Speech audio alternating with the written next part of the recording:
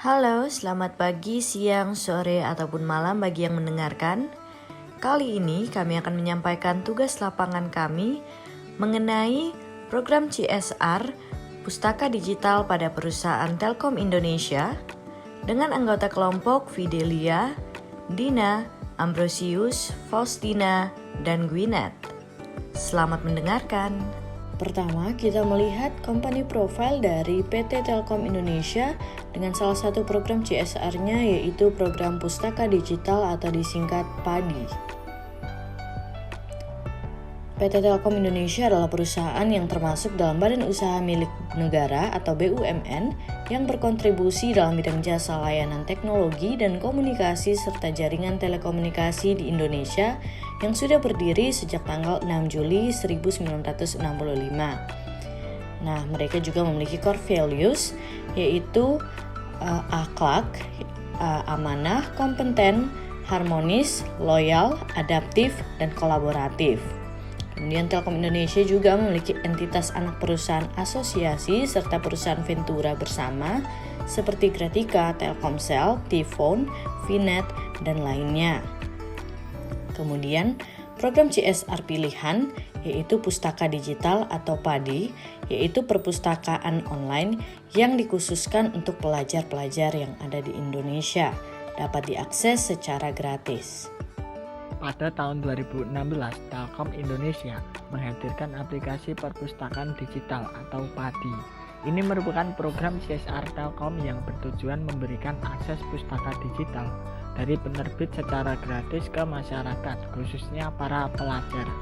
Pustaka digital bekerja sama dengan Balai Pustaka yang membantu memberikan 150 judul buku dan 600 lebih judul oleh Kemendikbud serta 250 judul lainnya yang didapatkan dari penerbit Grafindo, National Library of Indonesia, Volpen, dan penerbit buku lainnya.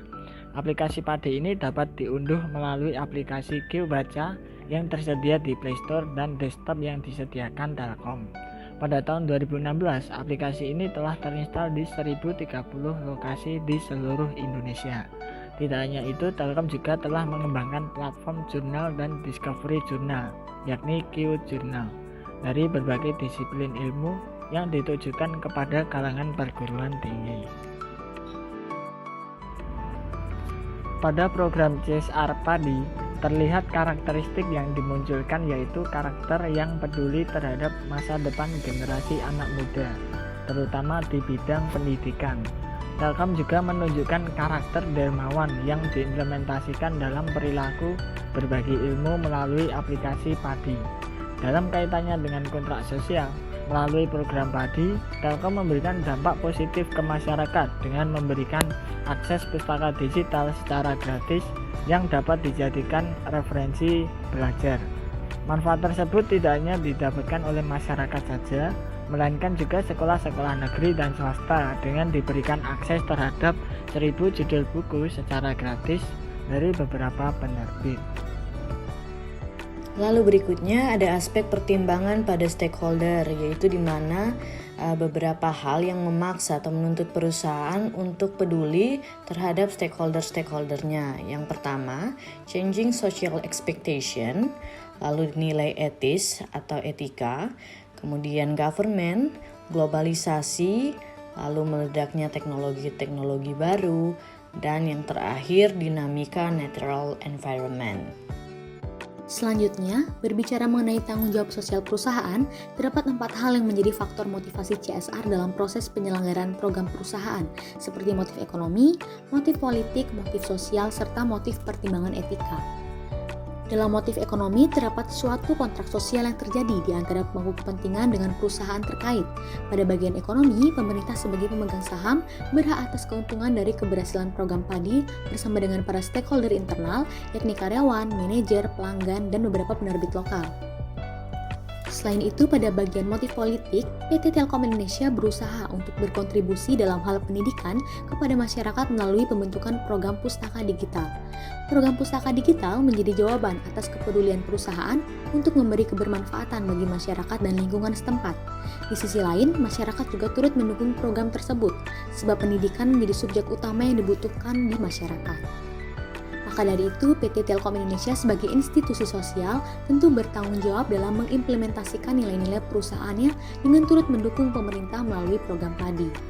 Pada motif integrasi sosial, perusahaan mengintegrasikan tuntutan sosial melalui sebuah program CSR.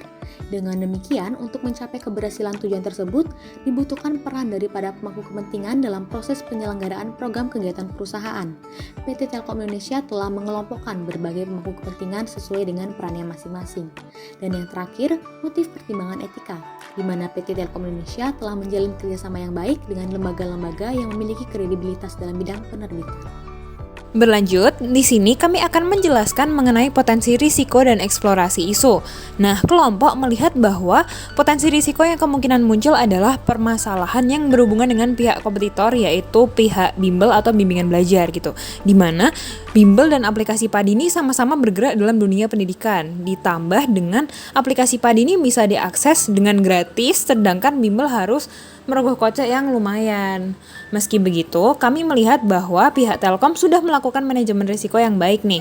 Nah, sebelumnya, menurut Carroll, Brown, dan Buchholz, manajemen risiko adalah menangani isu-isu potensial yang belum terjadi dan berusaha untuk menjaga agar isu atau masalah tersebut tidak muncul. Nah, kami melihat bahwa pihak Telkom sudah melakukan manajemen risiko yang baik, di mana aplikasi PADI ini tidak melangkahi program yang diberikan oleh bimbel, yaitu tutor. Jadi aplikasinya ini benar-benar lebih ke full buku gitu, bukan yang ada tutornya. Sehingga dapat diasumsikan bahwa tindakan tersebut dilakukan sebagai upaya untuk mengurangi potensi risiko yang kemungkinan muncul terhadap pihak bimbel.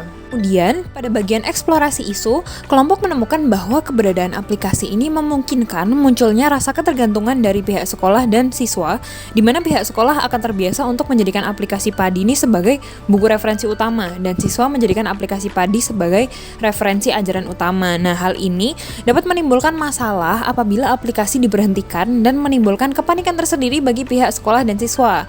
Namun, hal tersebut terlihat sudah ditangani oleh pihak Telkom, di mana Telkom mempersiapkan aplikasi ini untuk jangka panjang gitu. Yang terbukti dengan Telkom terus melakukan pembaharuan pada program ini, meskipun juga harus melakukan perubahan pada nama program. Jadi teman-teman, aplikasi PADI ini sekarang udah nggak ada gitu, tapi udah diimprove menjadi Kipin atau kios pintar, yang mana di dalam aplikasi ini juga terdapat fitur akses untuk berbagai macam buku digital. Jadi terlihat nih kalau Telkom terus berusaha untuk memperbaharui program ini meskipun dengan melakukan perubahan yang diperlukan.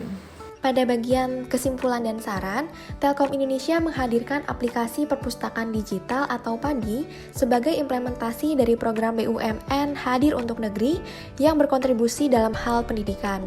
Adapun beberapa hal yang memaksa perusahaan untuk peduli pada stakeholder-stakeholdernya, yakni changing social expectation, nilai etika, government, globalisasi dan meledaknya teknologi baru, serta dinamika natural environment.